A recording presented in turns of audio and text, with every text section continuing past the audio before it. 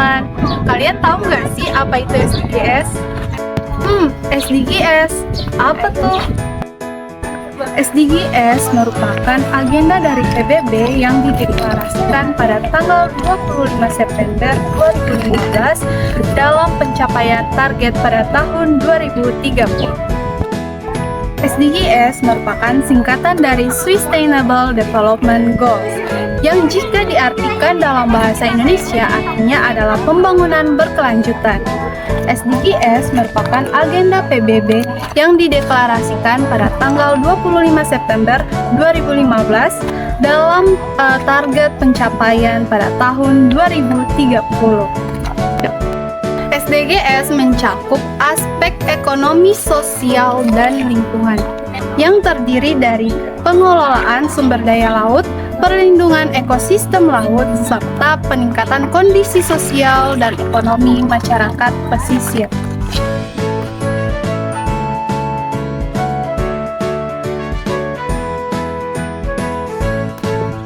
Hai teman-teman tahu nggak apa itu sumber daya laut berkelanjutan? Jadi, sumber daya laut berkelanjutan itu upaya pengembangan, pelestarian, dan pemanfaat sumber daya laut berkelanjutan yang ada di Indonesia. Contoh sumber daya laut berkelanjutan. Yang pertama itu ikan.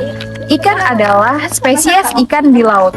Yang kedua adalah terumbu karang. Terumbu karang ini adalah biota laut yang berada di dasar laut, gunanya tempat tinggal ikan-ikan yang ada di dasar laut. Selanjutnya ada hutan mangrove. Hutan mangrove ini adalah hutan bakau. Tujuan adanya hutan mangrove di pesisir pantai yaitu untuk mencegahnya abrasi pantai.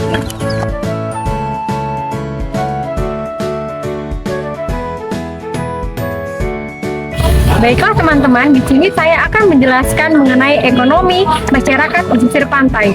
Nah, sebelumnya, apakah teman-teman sudah tahu belum apa itu masyarakat pesisir?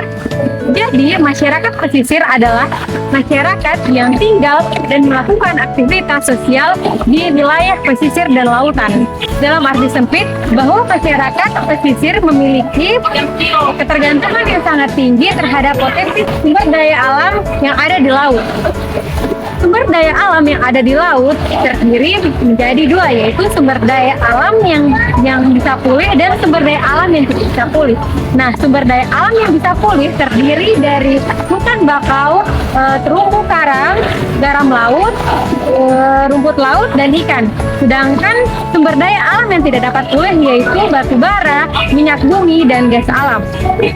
Nah, teman-teman, ada hal yang perlu kalian ketahui bahwa mata pencarian masyarakat pesisir yaitu dengan memanfaatkan sumber daya laut seperti halnya nelayan yang membudidaya ikan di perairan pantai dengan menggunakan jaring.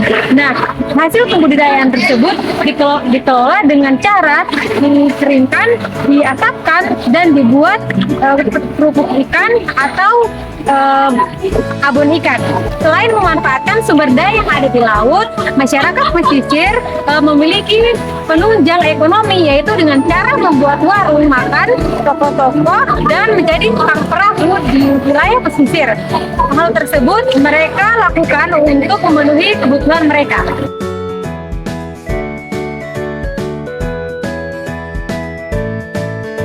Perlindungan ekosistem laut melibatkan rangkaian tindakan untuk pelestarian lingkungan laut. Ini mencakup pembentukan kawasan konservasi laut, pengelolaan limbah laut, serta upaya-upaya untuk pelestarian spesies dan habitat laut. Perlindungan ekosistem laut ini juga penting untuk menjaga ekologi global, serta mempertahankan ekonomi, sosial, dan lingkungan yang telah diberikan oleh laut.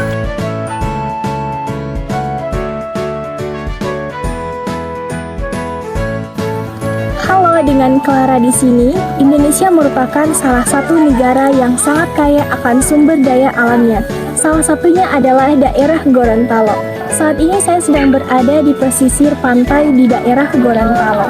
Pantai ini memiliki sumber daya alam fauna dan flora yang sangat beragam, sehingga ini menjadi salah satu mata pencarian dari masyarakat di pesisir ini. Saat ini saya sedang menyusuri pesisir pantai yang ada di sini.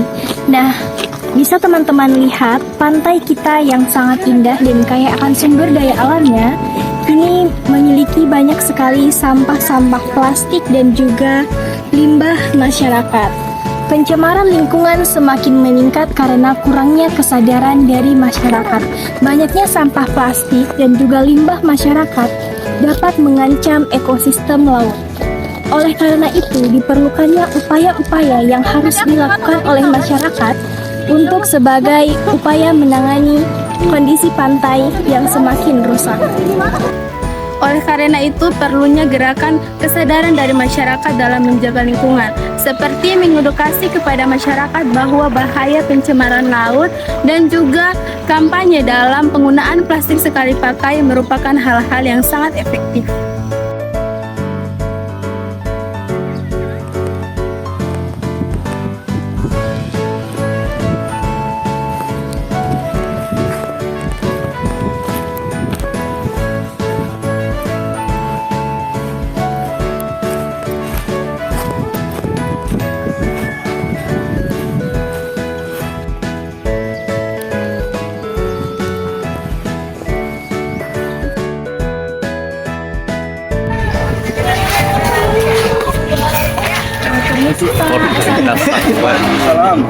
Perkenalkan Pak, kami dari mahasiswa Universitas Negeri Gorontalo jurusan Ilmu Keperawatan.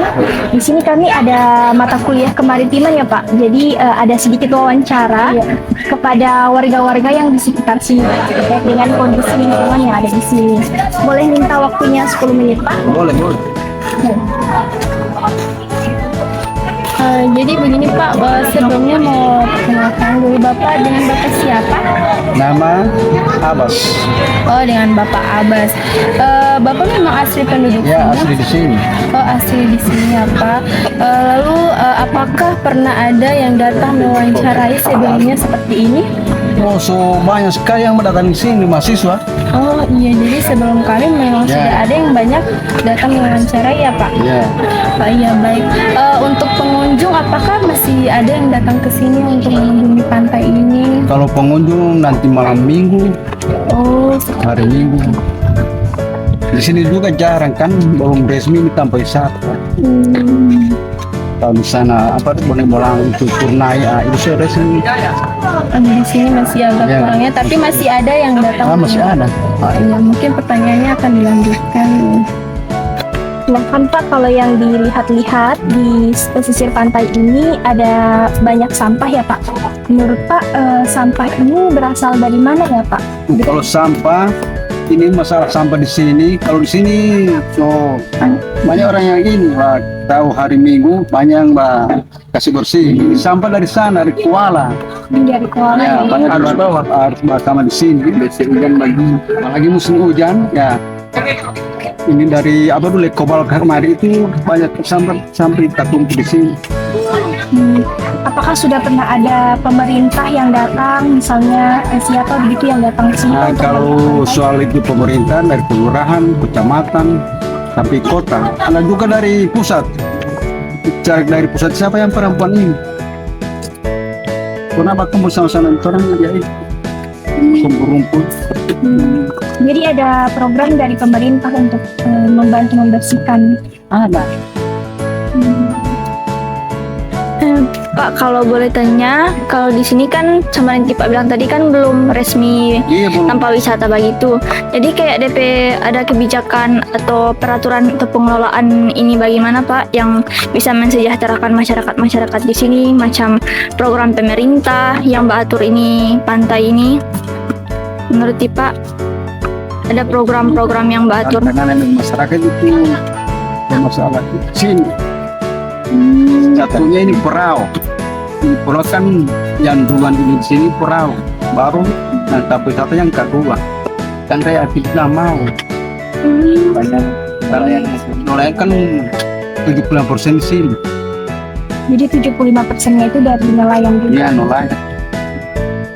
Terus Pak, biasanya masyarakat di sini itu sering mengadakan gotong royong atau sama-sama membersihkan sampah. Iya, kalau terang di sini tiap Jumat itu ada kerja bakti. dari Bogor sampai pantai.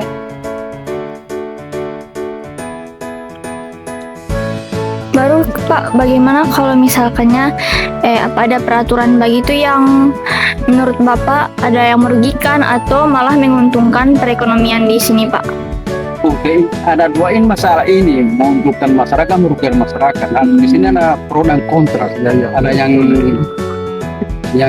bisa setuju, ada juga yang tidak setuju. Karena bukan untuk ini perahu-perahu nelayan ini. Baru mutar di mana itu perahu kalau sudah jadi tambah wisata di sini. Kalau ada tambah yang memindahkan perahu,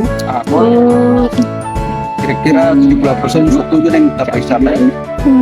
Iya Pak. Baik Pak, mungkin hanya itu yang mau sekali saya tanyakan tentang kondisi lingkungan. Ada perahu, ada pengunjung tadi. Jadi dia dapat disimpulkan permasalahan yang ada di sini itu ada dua ya Pak. Jadi yang pertama itu karena ada perahu-perahu yang jadi pro dan kontra dari masyarakat. Dan yang kedua itu pantai ini sebenarnya dijadikan sebagai pariwisata. Selama ini jadikan pariwisata, mau tahu setengah mati, itu dua itu. Ada yang mau, ada yang tidak.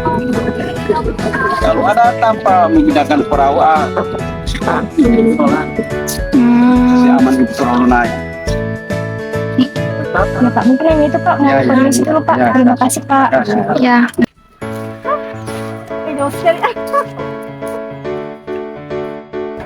Boleh Pak? Namanya Bapak siapa? Arifin. Kalau umurnya 50 tahun. Yang Bapak pekerjaan di sini jadi lain atau ada pekerjaan lain gitu? Nelayan. Berarti DP hasil pangan itu dari laut sini ya Kak?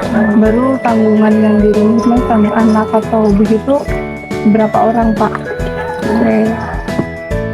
Dua.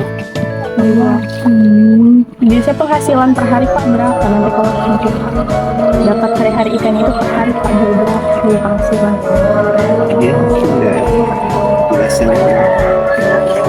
Minimal berapa? Minimal berapa biasa Pak? Paling di bawah, lebih sering dapat paling di bawah.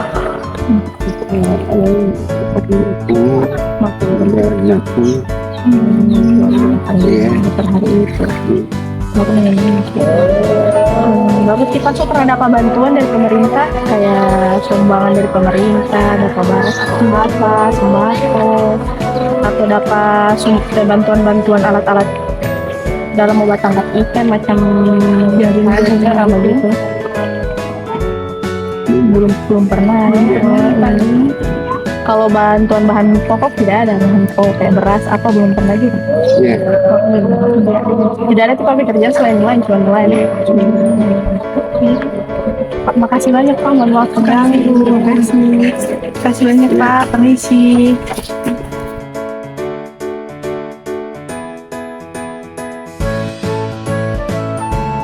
Kajian SDGs adalah upaya untuk mencapai 17 tujuan global yang ditetapkan oleh PBB pada tahun 2015.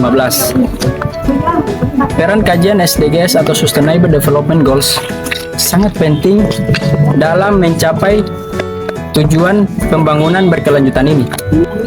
Berikut adalah beberapa peran utama pembangunan SDGs.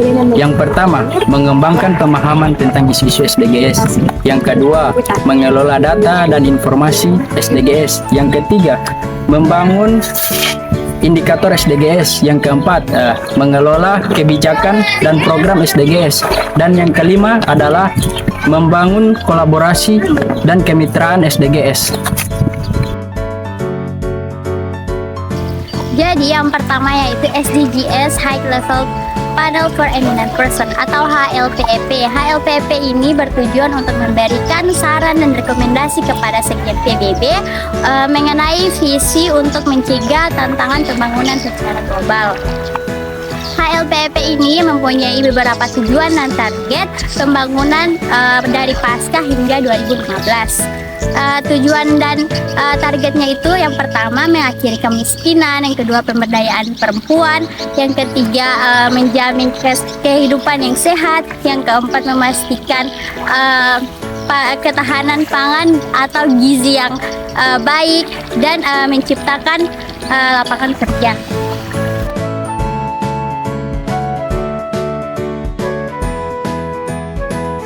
Yang kedua ada Open Working Group yang didirikan pada 22 Januari 2013 dengan mengusulkan beberapa tujuan, diantaranya yang pertama menjamin kualitas pendidikan yang adil dan inklusif serta meningkatkan kesempatan belajar seumur hidup untuk semua.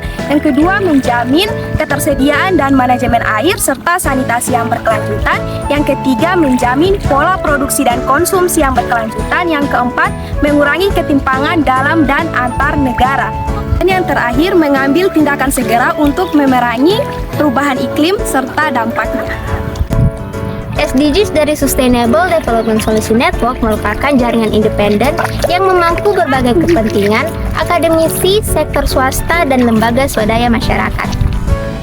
Dalam perkembangannya, SDSN ini mengusulkan beberapa tujuan. Yang pertama yaitu mendorong pertumbuhan ekonomi dan pekerjaan yang layak.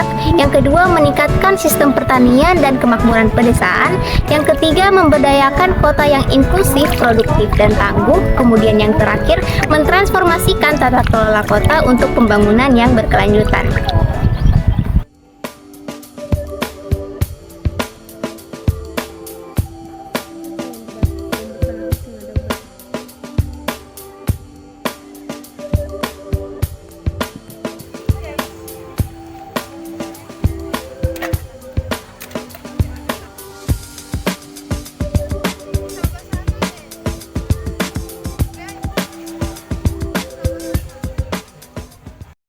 SDGs mencakup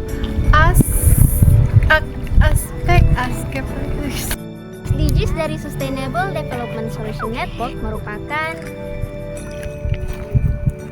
apa itu? Merupakan maju berarti yang lain 7. Ya, namanya ada 17. Sama-sama kan beda pasti. Coba baca. Buat 7 kita punya wik. Masalahnya kayak buat singkat sekali. Masalahnya begini, mengakhiri segala bentuk kemiskinan, mengakhiri kelaparan, Kenapa Mila? menjamin kehidupan yang sehat. Gimana nggak punya ini? Dia pangan aja. Mariam apa?